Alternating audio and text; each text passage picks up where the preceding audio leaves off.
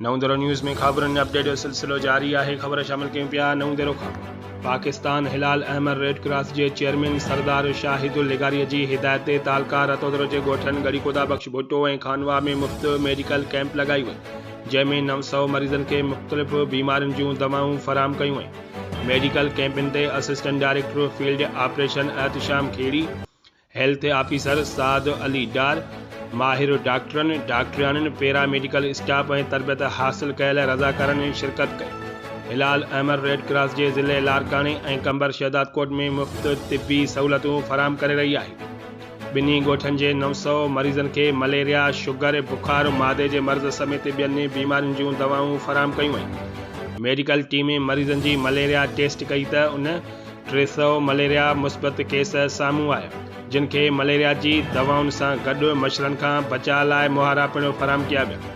पाकिस्तान हिलाल Ahmad red cross गुज़िरियल बरसातन की तबाही का पोइ मुसलसल लारकाने डिवीज़न में फलाही कमन में मसरूफ़ अमल है।